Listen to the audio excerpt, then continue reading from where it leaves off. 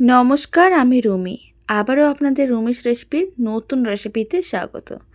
আজ আমি ১ কাপ আটা আর একটা সেদ্ধ আলু দিয়ে দারুণ এই রেসিপি বানানো দেখাবো। যা খেলে চপ সিঙ্গারার কথাও ভুলে যাবেন। খেতে এতটাই ভালো হয়। বানানোর জন্য খুব বেশি উপকরণ বা সময়ের প্রয়োজন পড়বে না। বাড়িতে থাকা মাত্র সামান্য কয়েকটা উপকরণ দিয়েই বানিয়ে নিতে পারবেন। আর খেতে ভীষণ ভালো হয়। অবশ্যই বাড়িতে একবার হলেও বানিয়ে দেখতে পারেন। রেসিপিটা শেষ পর্যন্ত দেখার জন্য অনুরোধ রইল। প্রথমে একটা বড় মিক্সিং বোল নিয়েছিলাম, তার মধ্যে মেজারিং কাপের 1 কাপ আটা দিয়ে দিলাম। অল্প করে একটু লবণ দিতে হবে, স্বাদ অনুযায়ী লবণ। আর আমি দিয়ে দিচ্ছি সামান্য পরিমাণ সাদা তেল, 1 চামচের মতন সাদা তেল দিয়েছি। এখন সমস্ত উপকরণগুলোকে খুব ভালো করে মিশিয়ে নিতে হবে। এইভাবে আটায় খুব ভালো করে ময়ম দিতে হবে। আমি রেসিপিটা আটা দিয়েই বানাচ্ছি। আটা দিয়ে বানালে খেতে অনেক বেশি ভালো হয়, বা অনেকে ময়দা খেতে চান না, তাই আটা দিয়ে অবশ্যই বানিয়ে দেখবেন, খেতে ভীষণ ভালো হবে। খুব ভালো করে সমস্ত উপকরণগুলোকে মিশিয়ে নিয়েছিলাম। এবার অল্প অল্প জল দিয়ে একটা ডো রেডি করতে হবে। এখানে আমি রুম টেম্পারেচারের জলই নিয়েছি, কোনো রকম ঠান্ডা বা গরম জল নিইনি। আর এইভাবে অল্প অল্প জল দিতে হবে আর ডোটা রেডি করতে হবে। খুব বেশি নরম বা টাইট করে ডোটা রেডি করা যাবে না। রুটি বা পরোটার জন্য ডোটা ঠিক যেরকম করে রেডি করি, ঠিক সেইভাবেই ডোটা রেডি করতে হবে। অল্প অল্প জল দিয়ে খুব ভালো করে মেখে ডোটা রেডি করে নিয়েছিলাম। আপনারা দেখুন মিক্সিং বোল থেকে পুরো আলাদা হয়ে গেছে ডোটা। এখন একটা ছোট্ট টাইপের বোল নিতে হবে, বা বাটি যে কোনো ধরনের কিছু নিতে পারেন। তার মধ্যে একটা সেদ্ধ আলু নিতে হবে। আর সেদ্ধ আলুটাকে চামচ দিয়ে এইভাবে ছোটো ছোটো টুকরো করে ভেঙে দিচ্ছি, কারণ আলুটা একটু গরম ছিল, তাই আমি একটু এভাবে ভেঙে দিলাম। সেদ্ধ আলুটা ভালো করে ভেঙে নেওয়ার পরে স্বাদ অনুযায়ী লবণ দিয়ে দিলাম। আর দিয়ে দিচ্ছি সামান্য কিছুটা কুচনো ধনেপাতা। আর অল্প করে একটু চিলি ফ্লেক্স দিয়ে দিচ্ছি। চিলি ফ্লেক্স না থাকলে কুচনো কাঁচা লঙ্কা দিতে পারেন, ঝাল কম বেশি করতে পারেন। আর অল্প করে একটু গরম মশলার গুঁড়ো দিতে হবে। তারপর সমস্ত কিছু একসঙ্গে ভালো করে মিশিয়ে নিতে হবে। প্রথমে আলুর টুকরোগুলো চামচটা দিয়ে এইভাবে একটু ম্যাশ করে নিচ্ছি। তারপর সমস্ত মশলাগুলো একসঙ্গে মিশিয়ে নিতে হবে। এই সামান্য কয়েকটা উপকরণ দিয়েই বানানো যায়, আর খেতে ভীষণ ভালো হয়। সমস্ত কিছু একইভাবে ভালো করে মিশিয়ে নিচ্ছি। আর এইভাবেই আলুর পুরটা রেডি করতে হবে। আলুর পুরটা দিয়ে এই রেসিপিটা বানালে খেতে ভীষণ ভালো হয়। তবে এখানে আমি আলুর পুর দিয়েছি, আপনারা চাইলে আলুর পুরের সঙ্গে অল্প করে একটু পনিরও গ্রেট করে দিতে পারেন যদি মন চায়। এখন আরেকটা ছোট্ট টাইপের বোল নিয়েছি, মিক্সিং বোল। তার মধ্যে অল্প করে একটু আটা দিলাম, 50 থেকে 60 গ্রামের মতন। আর বেশ কিছুটা পরিমাণ জল দিতে হবে। আর অল্প করে একটু কুচনো ধনেপাতা দিতে হবে, স্বাদ অনুযায়ী লবণ দিতে হবে। অল্প করে একটু চিলি ফ্লেক্স দিয়ে দেবো, এতে দেখতে খুব সুন্দর লাগবে। সমস্ত কিছু খুব ভালো করে মিশিয়ে এরকম একটা পাতলা ব্যাটার রেডি করতে হবে। আপনারা দেখুন খুব ভালো করে এইভাবে মিশিয়ে নিতে হবে। আর আমি এখানে রুম টেম্পারেচারের জলই নিয়েছি, কোনো রকম ঠান্ডা বা গরম জল নিইনি। আর আপনারা দেখুন রেসিপিটা আমি শুধুমাত্র আটা আর আলু দিয়েই বানাচ্ছি। বাড়িতে বানিয়ে দেখবেন চপ সিঙ্গারার থেকেও খেতে অনেক বেশি ভালো হবে। ব্যাটার একেবারেই রেডি, এক সাইডে রেখে দিলাম। আর এদিকে আমি ডোটা নিয়ে নিলাম। আটার ডোটা নিয়ে এইভাবে একটা বড় লেচি করতে হবে। এইভাবে একটাই লেচি করতে হবে। আর অল্প করে একটু আটা ছড়িয়ে দিতে হবে। তারপরে কিন্তু খুব ভালো করে বেলে নিতে হবে। এইভাবে আটা ছড়িয়ে ভালো করে এপিঠ ওপিঠ আটাটা কোট করে নিতে হবে, যাতে বেলতে সুবিধা হয়। যখন খুব ভালো করে আটা কোট করা হয়ে যাবে, তারপরে কিন্তু এইভাবে একটা বড় রুটির মতন করে বেলে নিতে হবে। যতটা সম্ভব পাতলা করে বেলা যায়, ঠিক ততটা বড় করে বেলে নিতে হবে। যেহেতু আমি এখানে 1 কাপ আটা নিয়েছিলাম, 200 গ্রাম আটা ছিল, আপনারা দেখুন বিশাল বড় একটা রুটি হয়েছে। এবার এই রুটিটা খুব ভালো করে কিচেন স্ল্যাবের উপরে মিলিয়ে রেখে দিতে হবে।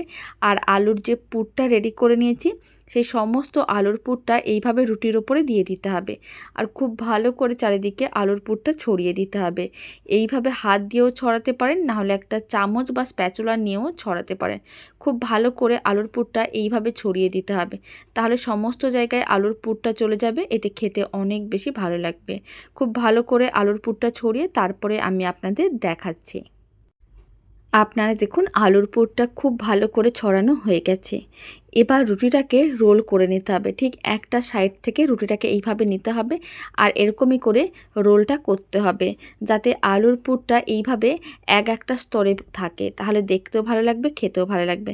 পুরো রুটিটাকে এইভাবে রোল করে নিয়েছিলাম। এবার মাঝখান দিয়ে এই রোলটাকে কেটে নিতে হবে। তারপর একটা করে রোলের অংশ নিতে হবে, এরকমই ছোটো ছোটো টুকরো করে কেটে নিতে হবে। বানানো যতটাই সহজ, খেতে তার থেকে অনেক বেশি ভালো হয়।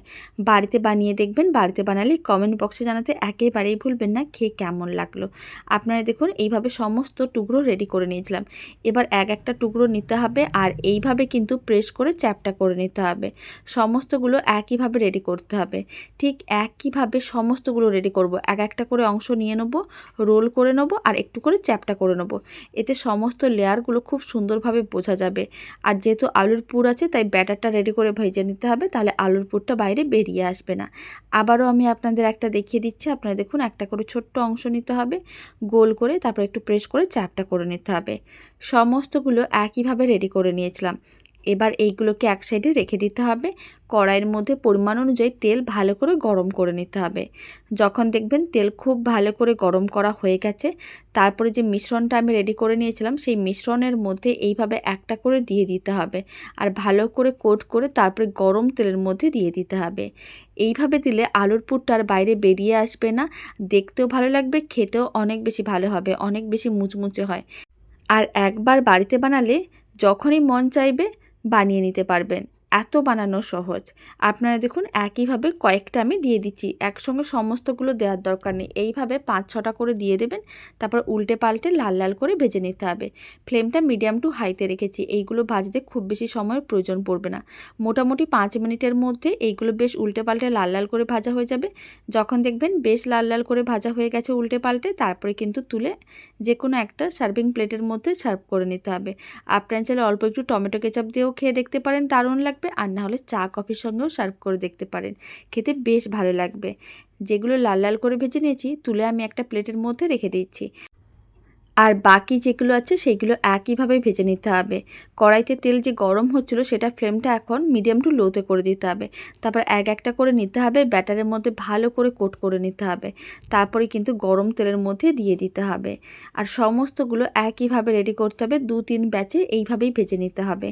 আপনারা দেখুন 1 কাপ আটা আর একটা সেদ্ধ আলু দিয়ে কতগুলো রেডি করা গেছে, আর কত কম খরচেই রেডি হয়ে যায়। তাই দেরি করবেন না, বাড়িতে একবার বানিয়ে দেখুন, খেতে ভীষণ ভালো হয়। সিঙ্গারা বা চপ খেতে মনও চাইবে না এই খাওয়ার পরে। আরও বেশ কয়েকটা গরম তেলের মধ্যে দিয়ে দিলাম। এবার একইভাবে উল্টে পাল্টে লাল লাল করে ভেজে নিতে হবে। উল্টে পাল্টে এইভাবে লাল লাল করে ভেজে নিয়েছিলাম। যেগুলো বেশি লাল হয়ে গেছে সেইগুলো এখন তুলে প্লেটের মধ্যে রেখে দিচ্ছি। আর বাকিগুলোকে আরেকটু উল্টে পাল্টে তারপরে কিন্তু তুলে রেখে দিতে হবে। সমস্তগুলো ভেজে নিয়ে তারপরে আমি আপনাদের একসঙ্গে দেখাচ্ছি। সমস্তগুলোই ভেজে নিয়েছিলাম, এবার প্লেটের মধ্যে সার্ভ করে নিয়েছি। আপনারা দেখুন কতটা মুচমুচে, দেখেও বোঝা যাচ্ছে, খেতে ভীষণ ভালো হয়। বাড়িতে বানিয়ে দেখবেন, চা কফি বা টমেটো কেচাপ দিয়েও সার্ভ করে দেখতে পারেন, দারুণ লাগবে খেতে। আর এতটাই খেতে ভালো হবে, বাইরের চপ সিঙ্গারা খেতে মনও চাইবে না। তো চলুন, ভিডিওটা আমি এখানে শেষ করছি। আপনারা সবাই ভালো থাকবেন, সুস্থ থাকবেন। আপনাদের সঙ্গে আবার নতুন রেসিপি নিয়ে দেখা হচ্ছে।